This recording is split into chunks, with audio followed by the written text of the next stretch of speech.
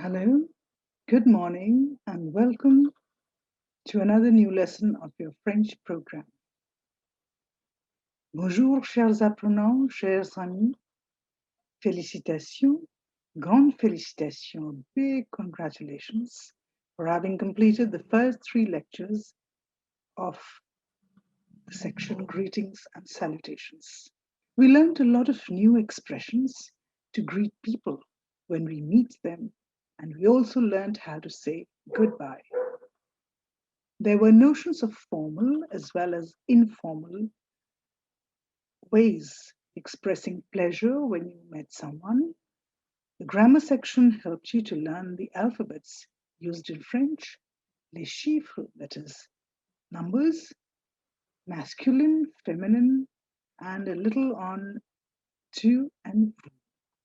The sections on culture and civilization focused on the geography of France, introducing you to the main regions, the mountains, rivers, the land borders, the sea borders, and of course, you learned so many interesting things in the section on Saviez-vous?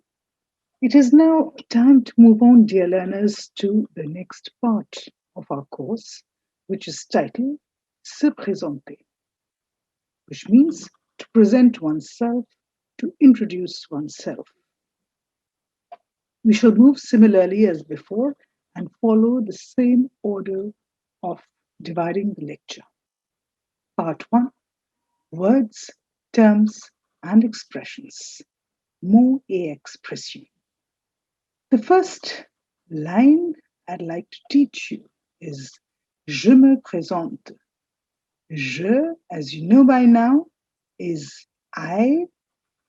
I present myself. In other words, I introduce myself. Je me présente. Présente. Je me présente. Bonjour, monsieur, je me présente. Good morning, sir. I introduce myself. Bonjour, madame. Je suis Pierre. Pierre is a common name, a boy's name in France. You find a lot of Pierres here and there. So, bonjour, madame. Je suis Pierre. Comment allez-vous?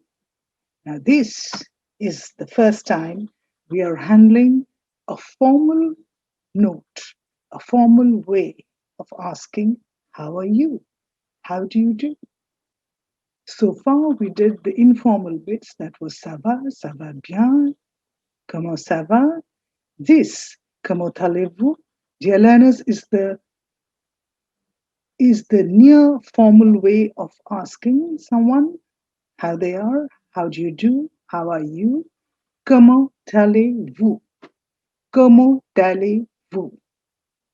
The T of comment and A of aller, they link up.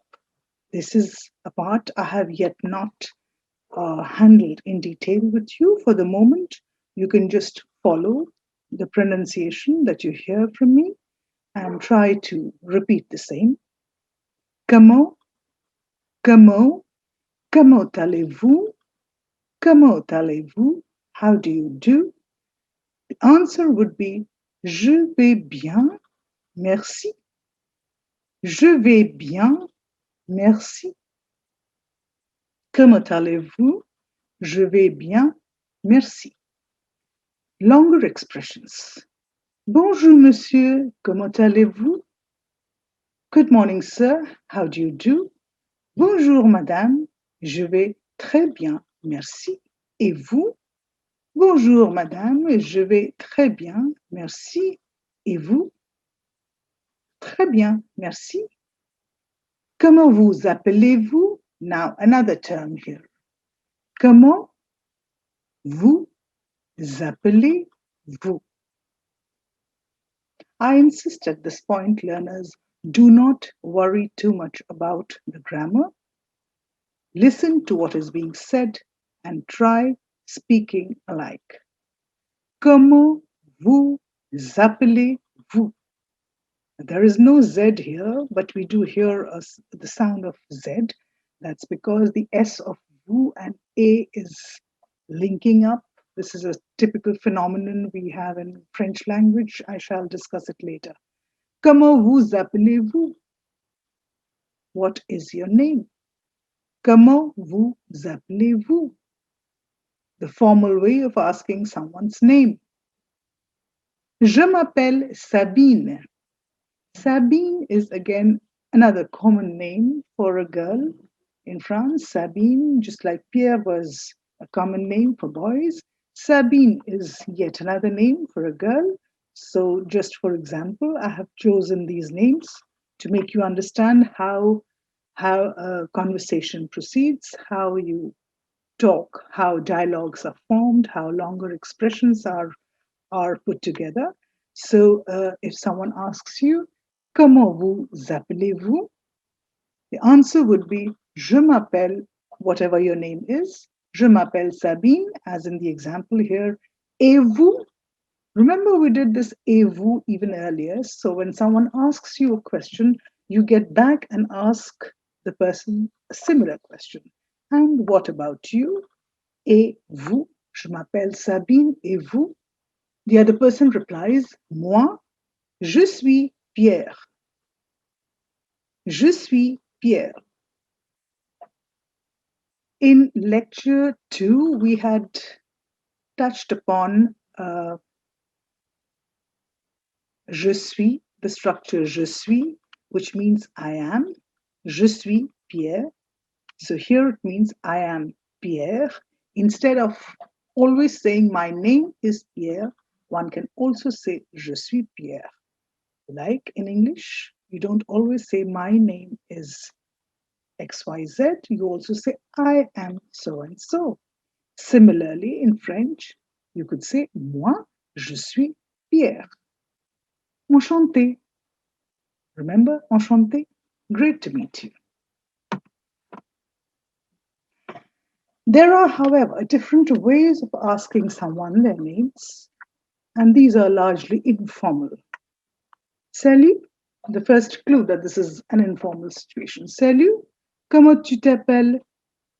We just did a formal bit where we were using vous. Comment vous appelez-vous?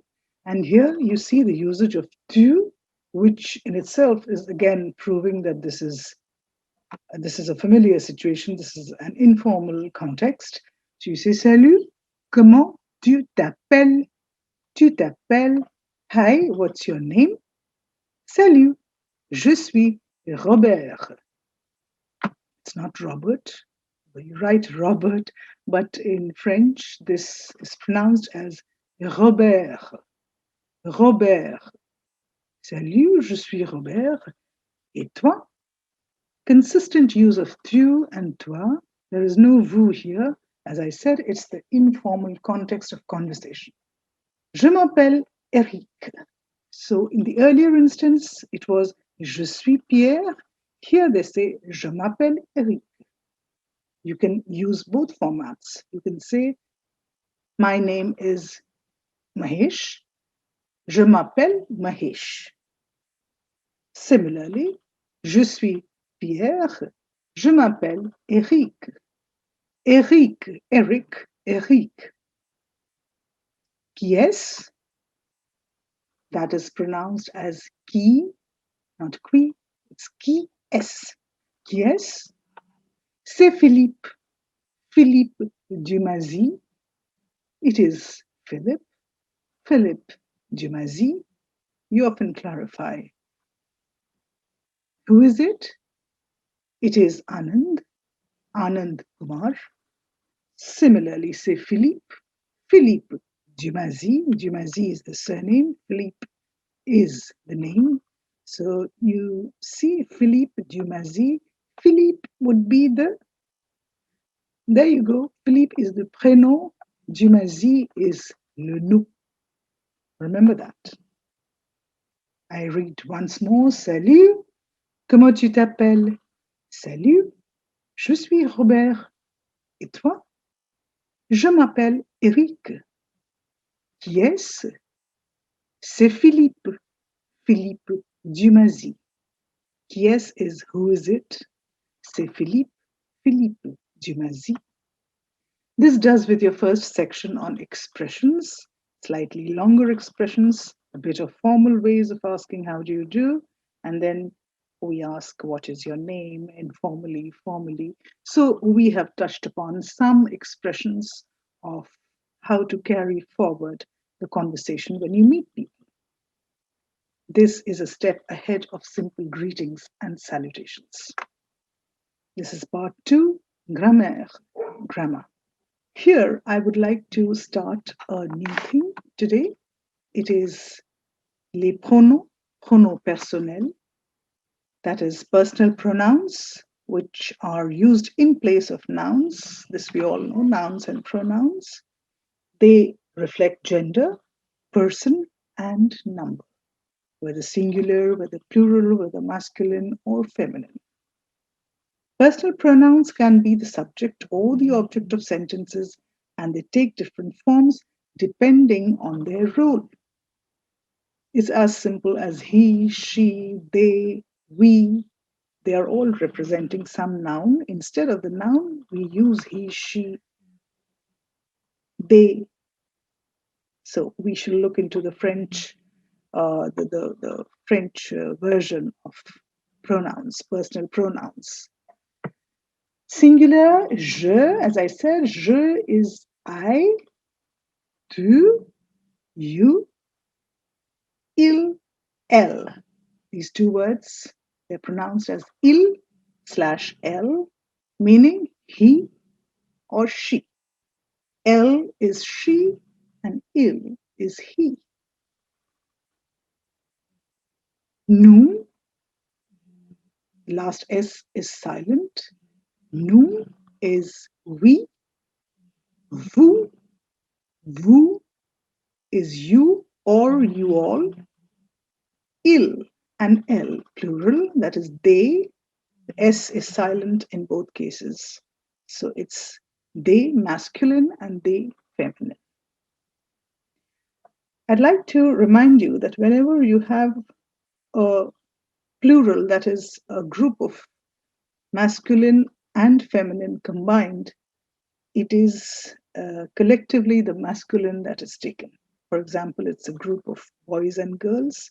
That entire group would be taken as masculine.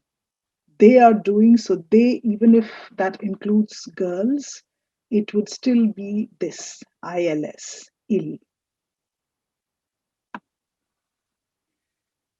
This does with your very important start to a new phase in grammar, French grammar, where you've learned the personal pronouns I, you, he, she, they, we. So please remember this. This is going to come handy in making longer sentences and phrases as we go ahead into our next lessons. Now the weather. There are different ways of describing the weather in French. Il fait beau. Very simple pronunciation. Il fait. T is silent. Fait beau. Il fait beau. Beau is almost like B-O, beau. Il fait beau, meaning it is pleasant. It's lovely weather. It's a nice weather. Il fait mauvais. S is silent again. Mauvais. It is bad weather. Il fait du soleil. Soleil, it is sunny. If you notice the root word soleil, do you see S-O-L? Well, these are all the root words. They have common roots somewhere, anything associated with the sun, solar eclipse. So here too, because French is derived from Latin, we look at common roots of words. This is just an offhand information. When you look at something like SOLEIL, soleil, so you can make an intelligent, informed guess that this is about the sun. Il fait du soleil. Simple, soleil. The last L is silent. It is sunny. Il fait froid. Froid. Last D is silent. It is cold. Il fait chaud. The last D is silent. It is hot. Il fait humide. Remember, H is silent in French. So you don't say humide, you say humide. Il fait humide. It is humid weather. Did you notice that there is a common phrase, il fait, which occurs in all sentences here? So when you're talking about the weather, this is a generic format that you follow. You always say il fait beau, il fait chaud, il fait froid. That is the normal structure of the sentence when you talk about weather, which in French is called le temps. Le temps. Try speaking it like I did. Il fait beau, il fait mauvais, il fait du soleil, il fait chaud, il fait froid, il fait humide. Once again, we are back to the les chiffres, numbers. And today we have from 31 to 50. That's a long stretch. But why I have chosen this is most of it is something you have already done. You know 30, that's 30. After that, you see, you are just adding and the 3, 4, which you have done. It's been almost 3 lessons now. So it's 30 and 1 is 31, 32, 33. This is a very what I'd say, a very thought of progression. There is no complication here. You can just make out what is what, 5, 6, 7, 8. So similarly, you go on till 39, that's 39, and 40 is 40. 40. 40 is 40. The only difference here is 31, where you have this small little a, 31. The rest of them are just 32, 33, 34. You don't have this et, a, which means and. 30 and 1, this et is only specific to 31. It was there even in 21, 21. And then on you had 22, 23, 24. Similarly, in 31, we have 31, 32, 34, go until 39, and we have 40. Listen to it carefully. 40, 40. Again, 41 is 41, 41. There's no break. Try noting that the French sounds, they're very soft and flowing. If you note, there may be different words put separately, but the speech, it's like one linked to the other. So the sound that you hear is soft and flowing and without breaks. Like you wouldn't say 41. It's 41, 42, 43. It's a flow. It's that sound system, it's that music specific to the French language that you should know. When you hear someone, believe me, when we were learning French, at the beginning we wouldn't understand a word because normally French is a language that the natives speak very fast. They speak very fast. So naturally, for people who are learning the language, it often just escapes you. But slowly, one gets the hang of it. Slowly, you get to grasp words, meanings, and then it's normal. But still, even if you hear something being spoken in French and you don't understand quite what is being said, it is that lilt, the register, the tonality of language that you should catch and know, okay, this sounds like French. Sometime later, you'd know, yes, that is French. Then you'd catch a word here, a word there, and that's how you get into understanding the language, and then later communicating. So please note when you're saying things like 41, don't say 41, it's 41.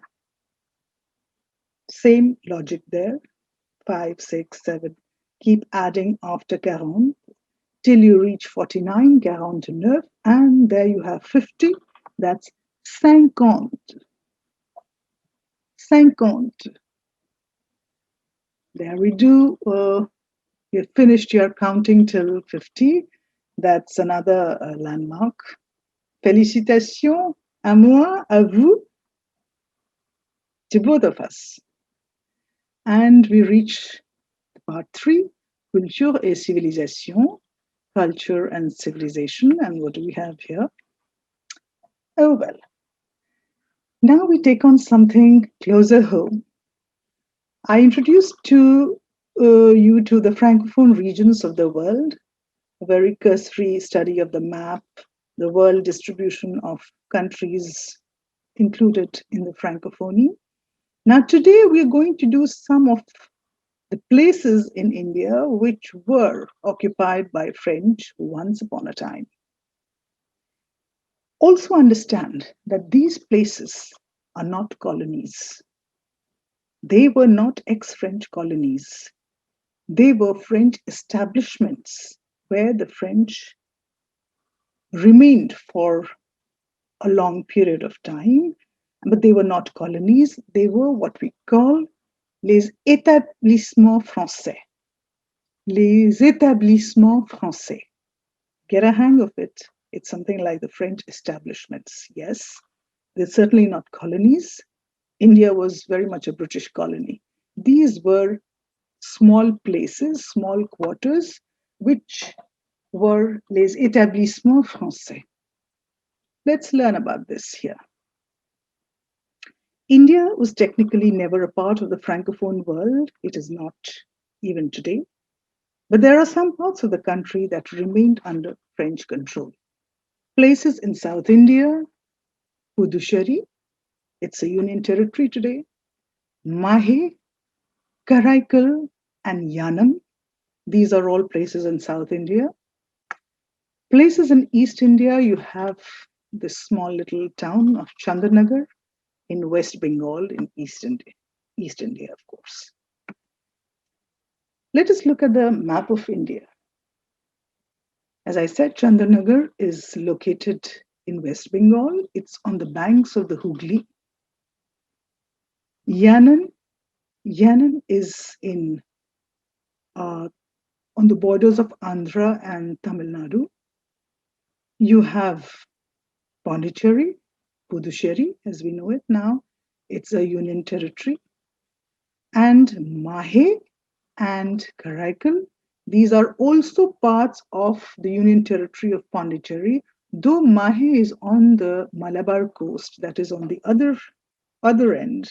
It's technically on the Kerala side, but it's very much a part of the union territory of Pondicherry. And you have another small little place called Karaikal.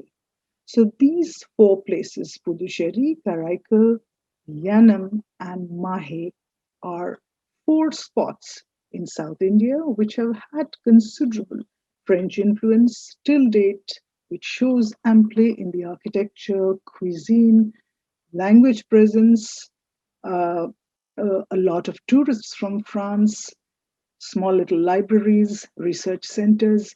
These have a lingering French presence even till date. You can look at some of the pictures here.